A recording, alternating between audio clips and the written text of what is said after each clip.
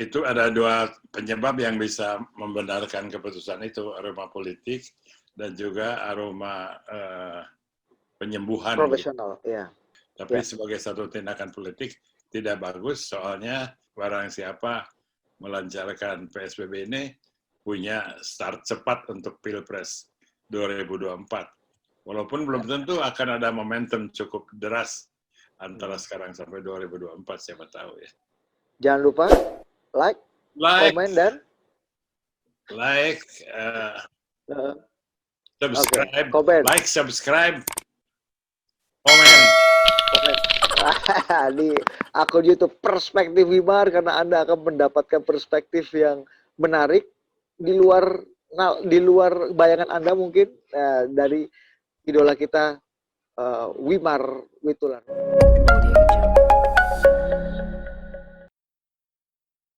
Halo para penggemar Perspektif Wimar dimanapun Anda berada. Kali ini kembali bersama saya Budi Adiputro akan bincang-bincang mingguan bersama idola saya Wimar Witular tentang berbagai topik. Dan saya itu paling senang kalau men-challenge Wimar untuk topik-topik yang agak aneh. Karena kalau kata dulu ada kakak saya namanya Hendri Siahaan, begitu tahu saya berguru atau mentorship sama Pak Wimar di akhir tahun 2000-an, dia bilang, wah bener banget loh mentorship sama Wimar. Wimar tuh kayak buku pintar berjalan. Makanya saya sering ngetes Wimar untuk hal-hal yang receh-receh, tapi dia ternyata punya perspektif yang luas.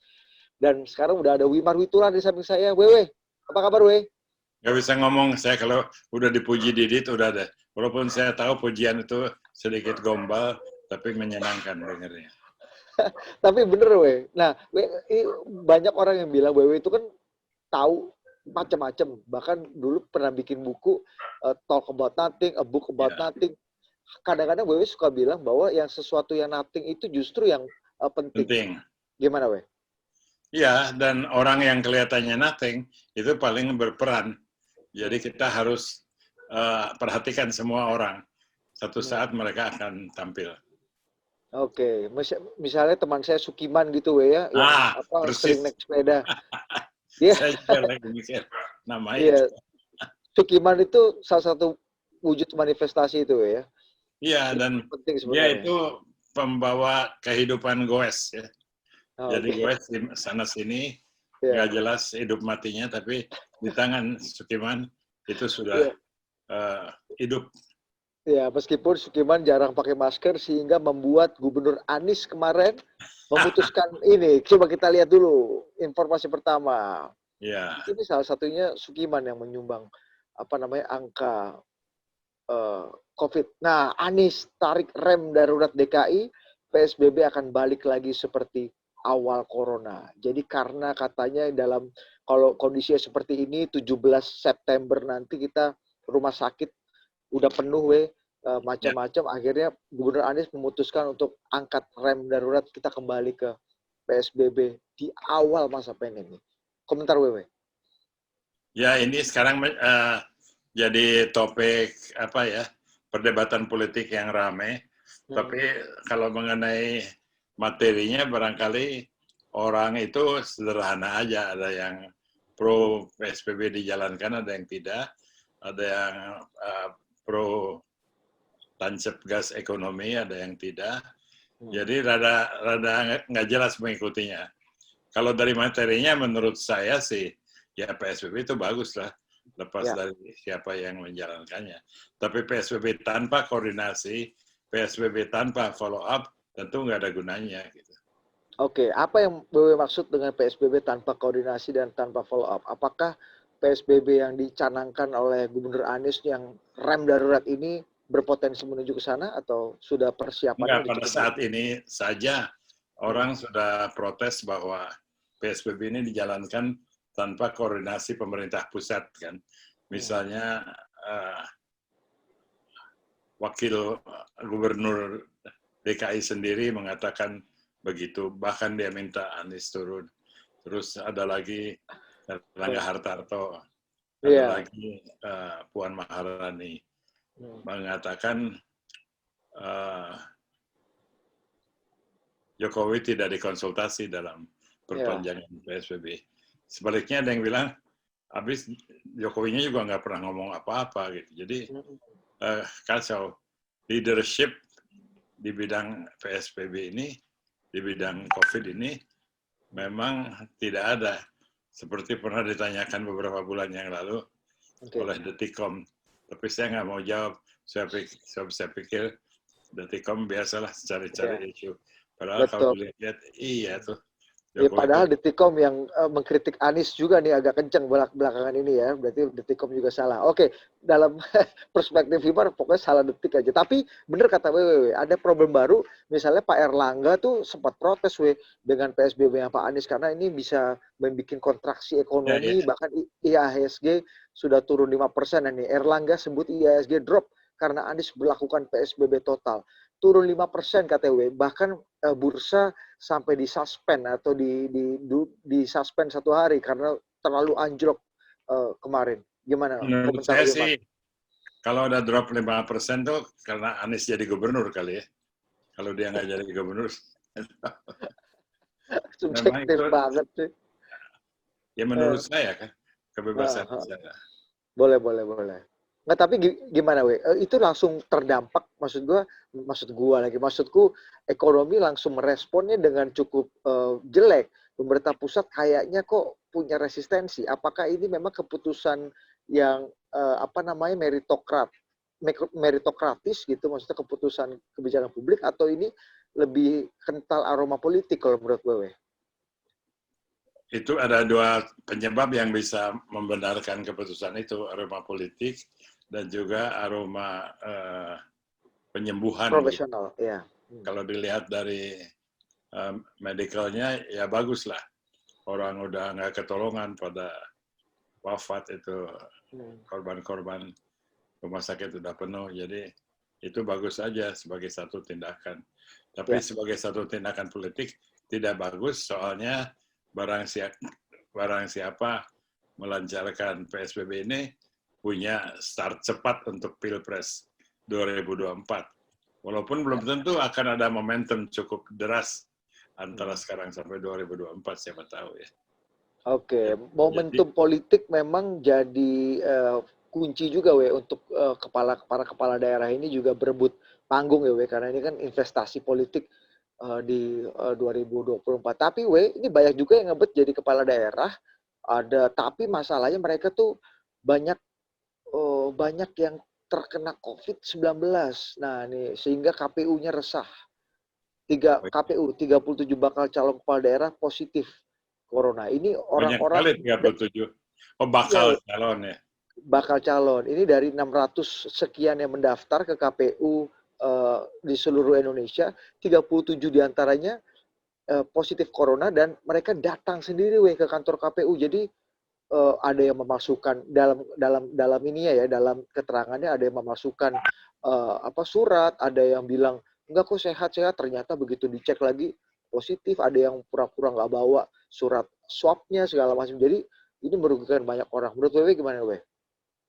Memalukan aja kalau ada cerita begitu. Jadi betul-betul orang tuh semuanya diragukan kejujurannya, integritasnya, sampai soal penyakit yang fatal itu jadi bahan permainan.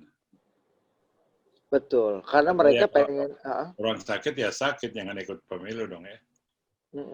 Menurut Wewe apa yang membuat mereka sampai merelakan segala cara? Maksudnya merelakan segala cara yaitu tadi bohong, terus kemudian yang penting datang, hingar-bingar segala macam. Ya nggak tahu, itu barangkali memang orang-orang yang bagi dia itu politik itu segalanya. Bukan orang terpuji lah. Ya. Termasuk ini yang agak mengolok-olok akal sehat kita ketika kemarin masa-masa pendaftaran ke KPU di berbagai daerah, ini juga masih banyak yang pesta-pesta, ngumpulin massa segala macam. Kita lihat artikelnya yuk. Iya, itu sangat memalukan. Ini abai protokol kesehatan Pilkada 2020. Banyak sekali calon kepala daerah yang mendaftarkan diri, tapi ini anak-anakan kayak zaman biasa aja gitu. Komentar gimana Tidak bagus, itu sangat tidak terpuji. sangat tidak terpuji. Weh, ini kan akhirnya banyak yang khawatir. Ini kan Pilkada 2020 Desember nih akan berlangsung. Ini aja udah 37 bakal calon kepala daerah. Pasti pendaftaran aja susah untuk dihindari, orang tidak kumpul-kumpul segala macam. Wewe punya kekhawatiran nggak, Wewe, Pilkada 2020 ini akan bisa menimbulkan Ada kekhawatiran, tapi saya nggak bencana-bencana punya kecil, Bang? jalan keluar. Jadi ya Hmm. harus lihat aja bagaimana perkembangannya. Tapi seperti di Amerika aja, ada kekhawatiran, tapi juga sama-sama nggak kelihatan jalan keluarnya. Di sana pun Oke, dilanggar itu protokolnya. oke, Jadi gitu ya. manusia memang susah diatur. Yang Oke, yang beres itu hanya beberapa negara bisa dihitung, itu merupakan pengecualian. Barangkali Thailand, Vietnam. oke. Apakah Korea Utara juga pengecualian, we? Nah, ini ada kok ada artikel lain yang Wewe menarik. Menurut saya sih menarik ya. Pasti Wewe punya komentar soal ini nih. Ini ada satu orang yang mengungkap Kim Jong Un dan Donald Trump ternyata saling sanjung dari suratnya. Saya nih buku Itu kan cerita karya lama, itu 2 tahun Bob, yang lalu kan. iya, Bob Woodward. Jadi mengungkap mesranya Presiden Trump dengan Kim Jong Un. Anyway, ternyata mereka sepanjang 2 tahun lalu bertemu hingga saat ini, mereka sudah 25 kali kirim-kiriman surat dan ternyata dalam surat-suratnya itu saling sanjung menyanjung. Cuma sekali katanya Kim Jong Un yang agak upset gitu karena Amerika Serikat tetap mengadakan latihan di Korea Selatan. Ini melihat hubungan Kim dan Trump ini gimana, Wei? Ya itu terutama pada waktu pertemuan puncak di Vietnam yang batal. Itu selain kejadian itu, surat menyurat itu berjalan terus. Dan yang di Amerika tidak disukai karena surat menyurat tidak diketahui pembuatannya atau isinya oleh Departemen Luar Negeri. Jadi nggak ada yang tahu persis bicarakan apa. Dan lagi pula nggak ada hasilnya karena Kim Jong Un tetap menjalankan eksperimen nuklirnya dan tidak ada pertemuan gitu. Tapi kan ini kan suatu kemajuan gini, kalau banyak yang menganggap ini sebagai sebuah kemesraan diplomatik, sesuatu yang mungkin puluhan tahun tidak pernah terjadi. Ini boleh Kemesraan melihat tanpa isi itu ya nggak ada artinya juga ya. Hmm. Tidak ada substansinya itu. Jadi bukan suatu kemajuan diplomatik juga sebenarnya, Bukan, karena atau dua-duanya orang ngaco gitu kan. gitu ya. Iya, kalau yang pacaran siapa sama siapa kita Nah, perhatikan. Tapi kalau yang mesra-mesraan itu weh, Trump dan Kim Jong Un yang sama-sama tidak punya legitimasi, itu tidak bisa dikatakan peristiwa politik. Dan saya nggak tahu juga nasib Kim Jong Un sekarang bagaimana, bukannya sakit. Oke, jadi meskipun sudah bertemu dengan pertemuan-pertemuan penting yang katanya bersejarah, ada kirim-kiriman surat yang sebelumnya tidak pernah dilakukan, saling sanjung menyanjung, itu tidak ada artinya karena memang tidak berdampak apa-apa. Tapi kan dengan memberikan akses kepada si Pak Bob ini untuk mengakses surat-surat pribadinya Trump ke Kim, ini mungkin Trump punya maksud atau ingin mendapatkan political gain dari ini gitu, Wewe lihat gimana? Tidak di dalam suasana kampanye di Amerika, Trump itu tidak dapat poin untuk kemesraannya dengan Kim Jong Un, bahkan dianggap membuat politik luar negeri Amerika itu berantakan karena ya kembali itu tidak diketahui oleh siapapun apa isinya dan juga tidak diketahui apa tujuannya. Oke, jadi itu tidak akan menimbulkan political gain meskipun ini dianggap sebuah langkah diplomatik yang extraordinary dan bersejarah. Itu diklaim sama Trump seperti itu. Ya, gitu ya. karena dia orang gila kan, klaim orang gila bisa apa saja. Betul. Oke, Ya, tapi kalau kita memberikan kredit yang berlebih pada Trump, itu kan mendaftar jadi orang gila juga.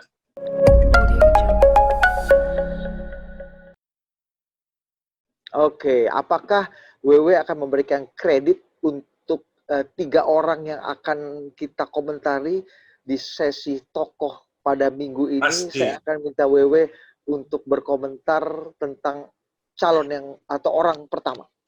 Nah, ini yang baru wafat Alfred Riedel yang membawa Indonesia ke final Piala AFF. 3 kata untuk Alfred Riedel. Hah? Orang baik, hebat, favoritnya Didit. Oke, next kita ke calon berikutnya daripada gua kena semprot.